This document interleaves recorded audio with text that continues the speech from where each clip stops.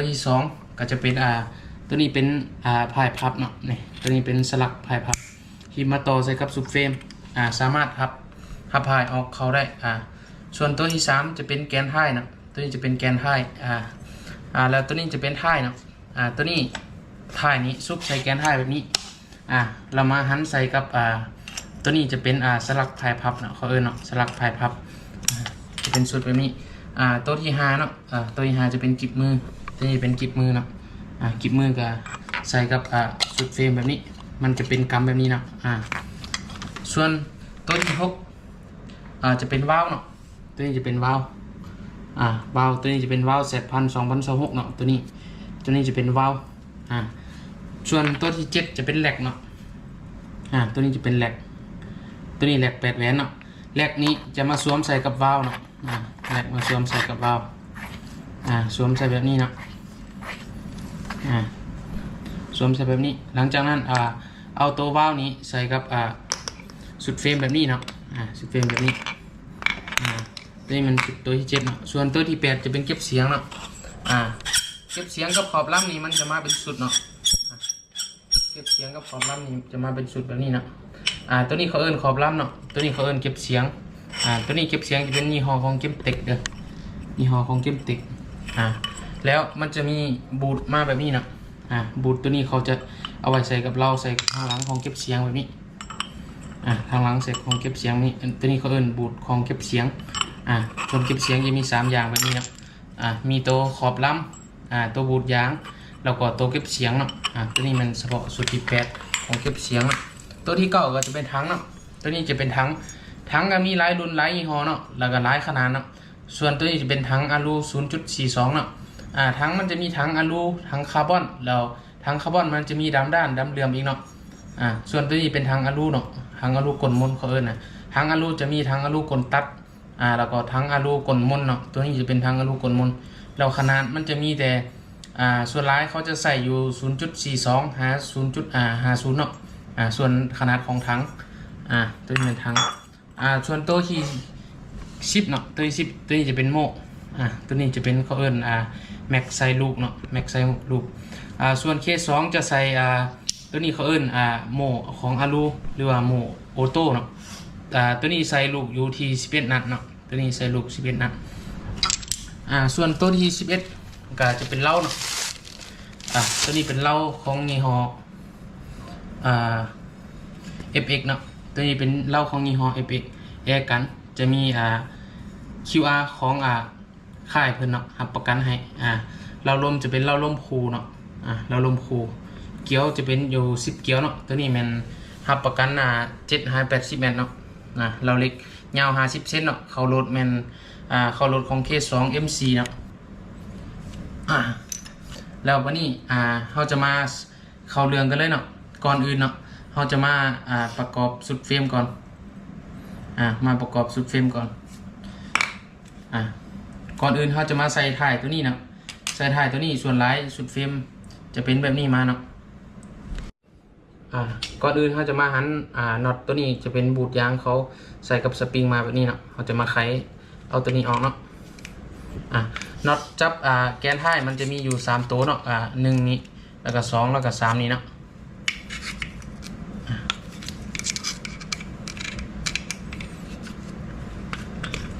เอาบูทตัวนี้ออกมาเนาะเอาบูทตัวนี้ออกมา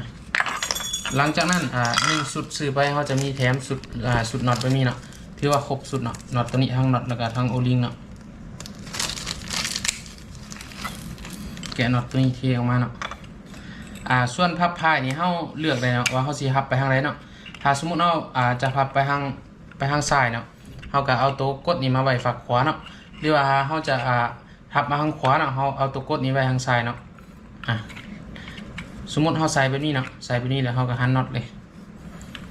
เขาหมักฝากใดเขาก็ใส่แล้วเนาะตัวนี้เขาจะเอาไว้ฝากซ้ายเด้อให้จำแบบนี้เนาะซื่อแล้วเขาก็หันน็อตตัวนี้ใส่หันน็อตสลักตัวนี้ใส่เนาะมันจะมี3น็อตเนาะหันน็อต1ละตัวนี้มันน็อตที่2เนาะ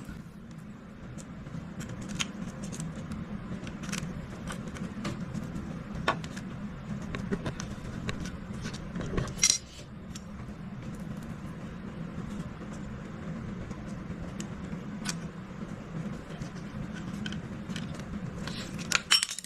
แต่ละตัวเขาหันพอตึงนึงเขาต้องหันแน่นเกินไปเนาะ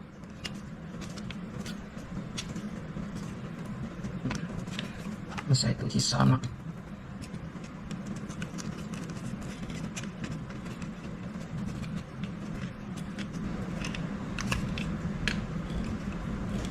หันพอตึงนึงเนาะตัวนี้มันใส่ทายตัวนี้เรียบร้อยเนาะหลังจากนั้นเขาจะมาใส่กิบมือเนาะตีเป็นกิบมือส่วนกิบมือมันจะมีน็อตตัวนี้ตัวหนึ่งเนาะหลังจากนั้นมันจะมีแหวนของตัวนี้เนาะมันจะมีแหวนห้องแบบนี้แหวนห้องแบบนี้หลังจากนั้นเอาตัวนี้มาใส่เนาะใส่กับสุดเฟรมเลยเนาะใส่แล้วเขาก็เอากระเจหกเหลี่ยมใส่แบบนี้เนาะแล้วก็ยัดใส่หูเนาะมันมีหูนี้เนาะเห็นป่ะใส่หูนี้เนาะ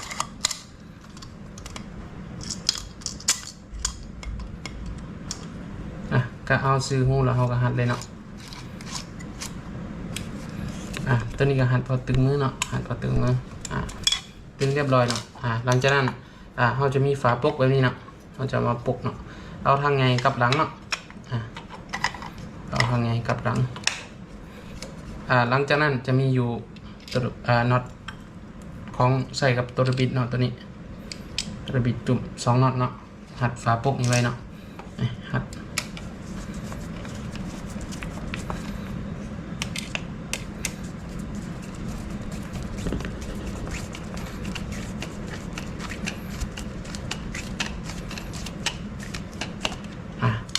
นี่มันเรียบร้อยเนาะใส่กิบมือเนาะเป็นหูเป็นหางมาแล้วเนาะเป็นหูเป็นหางแบบนี้มาแล้วหลังจากนั้นเนาะหลังจากนั้นเอาแกนท้ายใส่เนาะแกนท้ายใส่เอาหันเขาเล็กเขาได้แห้งดีเนาะตัวนี้เพื่อความแข็งแห้งเนาะ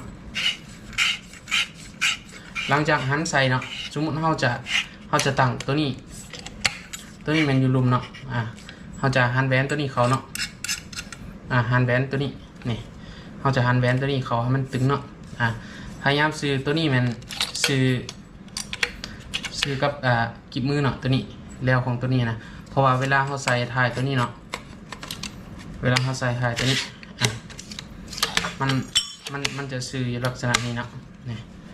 มันจะซื้ออยู่ลักษณะนี้ให้มันซื้ออยู่ลักษณะนี้เนาะให้มันซื้ออยู่ลักษณะนี้เนาะหลังจากนั้นขั้นตอนต่อไปเนาะเราจะมาใส่เหล้าเนาะเราจะมาใส่เหล้าแม่นเราพยายามเนาะหลายคนมีปัญหาเวลาเอาไปเราลมบ่แห้งเนาะเพราะว่าบางเทื่อเราใส่เหล้ากับหูลมตัวนี้ใส่บ่ถือกันเนาะลมมันจะบ่แห้งก่อนอื่นที่เราจะใส่เหล้าเนาะมันจะมีโอลิงแถมมาให้เนี่ยเราจะเอาโอลิงตัวนี้แถมใส่เนาะใส่โอลิงตัวนี้เขาเอิ้นโอลิงกันย้อนเนาะส่วนตัวอยู่นอกนี่2ตัวเนาะตัวอยู่นอกนี่2ตัวส่วนตัวอยู่ในนี้มันจะมีตัวหนึ่งเนาะตัวนี้มันขนาดโอลิงของอยู่ในเนาะใส่ตัวนี้มือใหม่จะใส่ยากเลยเนาะจะสุกใส่แบบนี้เนาะสุกใส่แบบนี้ยัดใส่เนาะยัดใส่แล้วหาเล็กหรือว่าอีกอย่างก็ได้เนาะใส่ฝากได้ฝั่งหนึ่งก่อนเนาะใส่ฝากได้ฝั่งหนึ่งก่อนหลังจากนั้นก็ไล่ให้มันเข้าเนาะไล่ให้มันเข้า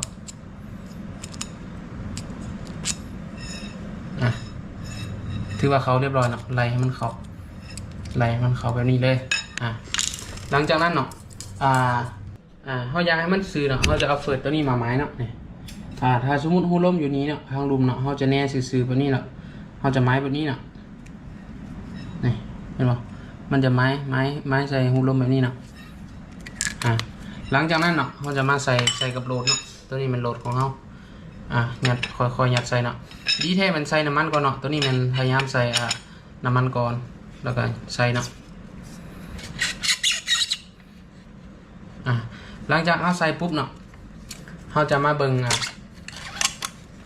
งส่วนตัวไม้สีแดงนี่เนาะตัวห้องไม้ตัวสีแดงนี่ถ้ามันซื้อเราถือว่าโอเคเนาะถ้ามันซื้อเราโอเคเพราะว่าหูลมมันจะขึ้นมาจากเบ้าส่วนอยู่ตัวนี้เนาะลมมันจะขึ้นมาจากตัวนี้ถ้าเขาเห็ดบ่ซื้อนี่ถือว่าลมออกไปบ่แห้งเนาะตัวนี้เป็นอาการเรียกว่าลมบ่แห้งหลังจากเขาหูลมซื้อแล้วเขาจะเอาโม่มาตั้งเนาะแบบนี้เนาะเขาจะเอาโม่มาลองก่อนเพราะว่าถ้าสมมติเราเห็ดรวมเกินไปเนาะ เอาห่อหันน็อตเลยนะห่อใส่โม่มันจะรวมแบบนี้เห็นป่ะถ้าสมมติรวมแบบนี้เขาก็ยับมาอีกเนาะยับมายับเราเข้ามาเนาะยับเราเข้ามาหาฝั่งนี้นะเอาจนมันขับหรือว่าพอดีกับโม่เนาะตัวนี้มันเขาลองเองเนาะเนี่ยตัวนี้มันพอดีแล้วเนาะพอดีแล้วเพราะว่าเขาจะมีโม่มันจะมีลูกปืนตัวน้อยอยู่นี่เนาะใส่ตัวนี้แบบนี้คือว่าพอดีแล้วเนาะสังเกตเบิ่ง1วิธีตั้งเล่าเนาะ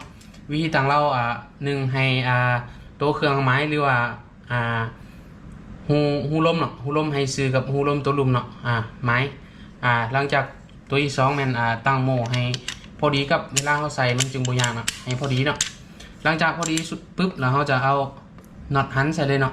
ยึดน็อตเลยยึดน็อตกับเราเลยเนาะส่วนเคส2มันจะมีน็อตใหญ่อยู่นี่ตัวหนึ่งเนาะหันแต่ละน็อตหันพอถึงมือเนาะพอต้องหันแน่นหลายเนาะถ้าหันแน่นหรือว่าเขาเห็ดแห้งจะเห็ดให้เกี๊ยวมันตายเนาะเกี๊ยวมันตายได้เห็ดเกี๊ยวใหม่เครื่องเขากระโปรงงามเนาะ